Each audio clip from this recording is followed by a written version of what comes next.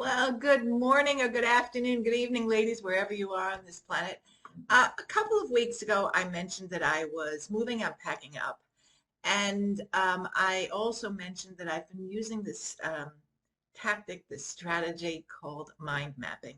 And essentially, for me, it's an easier form of to-do lists because when you're tackling quite a large project, you can just have to-do lists after to-do lists, and it gets overwhelming. And what happens is nothing gets done. And I've been thinking, this tactic of mind mapping can be used for really anything that you need to accomplish, any of your to-do lists. It just makes something, the task very, very, well, not very, very, but a little bit more easier. And especially if you are a visual person like I am.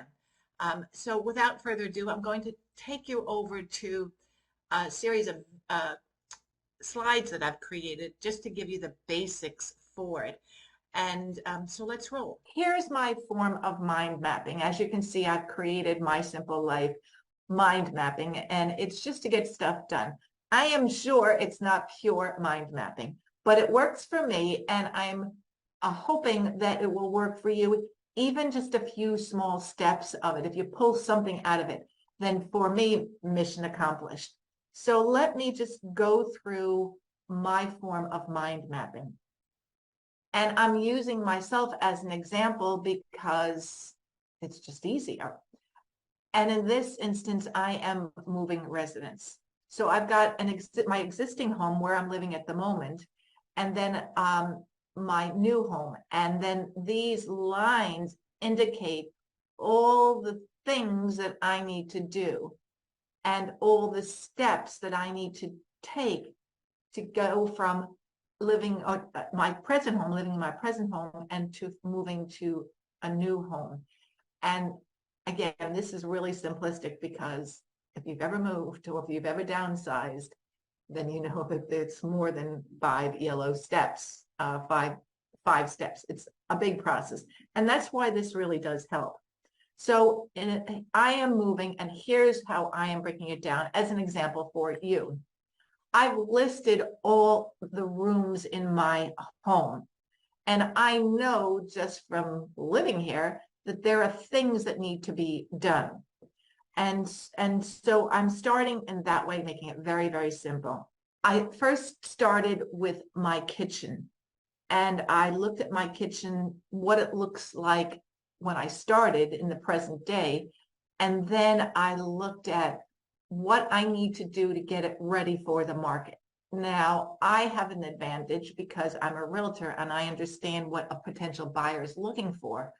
And you might bring in your own realtor, let them see your home through their eyes because they will have an expertise in selling. This is not a pitch for real estate. I'm just telling you what I know from 25 years of doing this. So get somebody else to look at your kitchen and give you ideas. And again, these lines represent very simplistically what I determined I needed to do in my kitchen. I'm presenting here a deep dive for you in my kitchen and what I feel is, what I feel is necessary to make it presentable to a potential buyer. And the first thing I realized that I needed to purchase new appliances to get this property ready for the market. That's just one of the steps. And an inside real estate inside tip. The first thing that most buyers look at is the kitchen. And so it's very, very important to make a kitchen look appealing and presentable. So from my experience, I went out and I bought new kitchen appliances. You might say, Carolyn, that is an investment you don't want to make, but trust me, it's really, really important. Sometimes it's the make or the break of a transaction, of a sale. And it is one thing that a buyer will look at, and the return of your investment will certainly, in most cases, pay off. within that kitchen deep dive, so I'm layering it down, I looked at my existing appliances and I realized I needed to get new appliances. That was my end goal. I had to consider many things, and one of which here is where to dispose of my existing appliances. So it's just breaking it all down very, very simply to get from where you are, and in this case in the kitchen, to get where you are to where you want to be or you need to be. So that's the idea of my simple life mind mapping. And as you can see, if you're doing that so detailed, it will take a long time. So again, that's something else you've got to plan on in terms of time frame.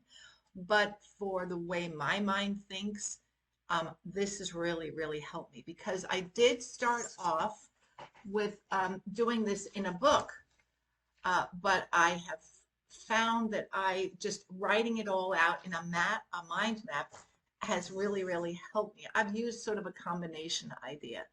And that is it. That's the mind mapping.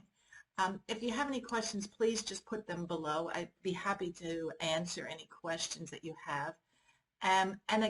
Again, this will work for small projects, cleaning out a room, cleaning out a drawer within that room, cleaning out the makeup case within the drawer within a room. So it just, as you can see, you can really, really break it down. And I'm all about making things simple, as you know. Well, I'm going to wrap this all up. If you have any questions, as I said, please put them in the comment box below. And until my next video, I wish everyone a good day. Stay well, stay safe. Prayers for Ukraine. Toodles, everyone. Bye.